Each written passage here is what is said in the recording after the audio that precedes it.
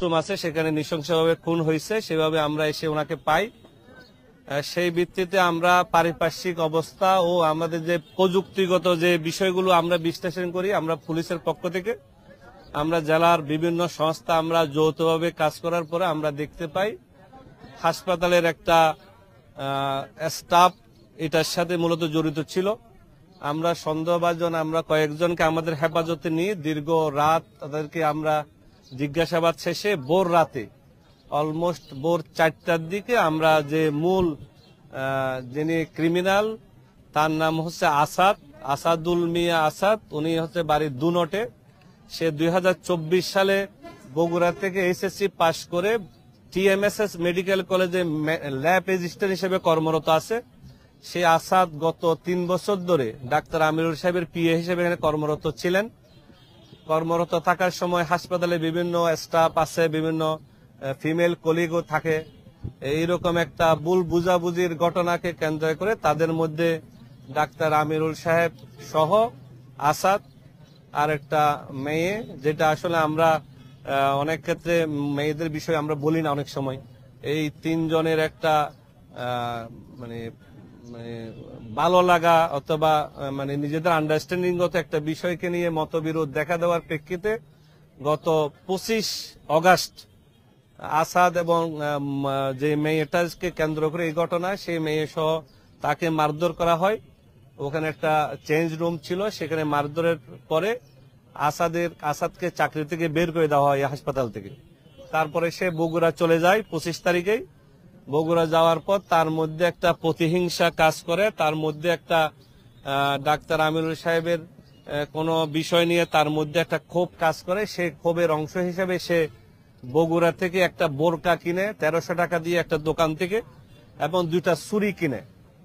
সে যেহেতু এখানে 3 বছর পিএ হিসেবে কর্মরত ছিল, তার কাছে ডাক্তার আমিরুল সাহেবের রুম, এখানে প্রবেশ পথ, কোথায় সিসিটিভি ফুটেজ থাকবে না, কোথায় সে ফাঁকি দিলে সহজে ঢুকতে পারবে, এইসব বিষয় তার জানা আছে। সেই ভিত্তিতে গত 31 অগাস্ট সন্ধ্যা 7টার দিকে সে বোরকা পরিহিত অবস্থায় সে 3 তলার ডাক্তার আমিরুল সাহেবের কক্ষে অবস্থান নেয়।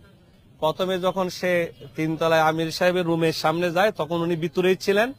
এই সময় সে সিঁড়িতে সে আত্মগোপন করে অবস্থান নেয় এজ এ মহিলা হিসেবে।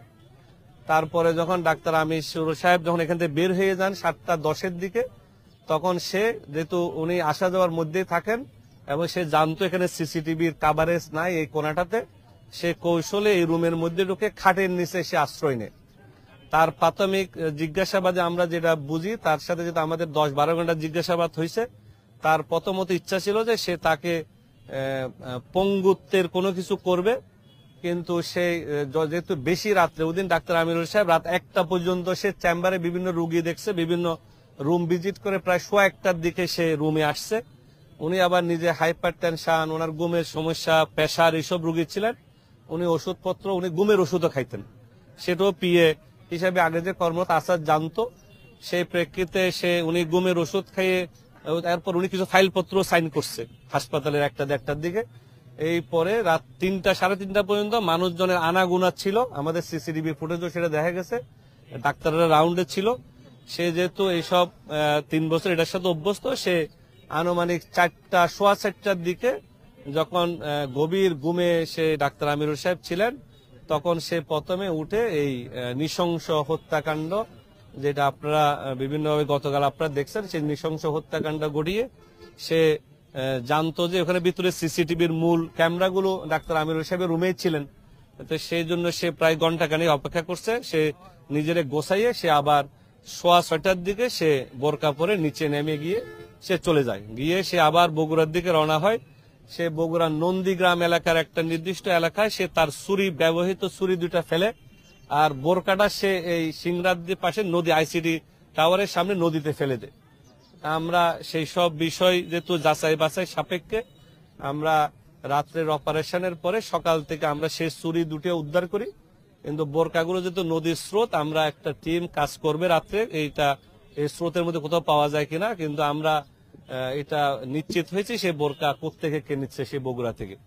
এই পরে এই হত্যাকাণ্ডের বিষয় সে আমাদেরকে বিস্তারিত অবহিত করছে। এখন যে বিষয়গুলো সামনে আসছে এর প্রেক্ষিতে পরবর্তী পুলিশি ব্যবস্থা হিসাবে যেটা করণীয়, যেটা কোর্টে যিনি স্বীকারোক্তিমূলক জবানবন্দি যেটাকে বলে সেটা দিতেও সে সম্মত হয়েছে।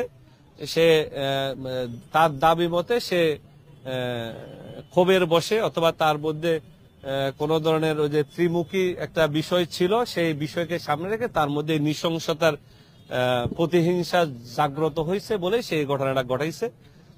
এই অবস্থায় আপনাদের সাথে আর এতটুকুই আমাদের জেলা পুলিশের থেকে, আমাদের জেলার অফিসাররা আছে,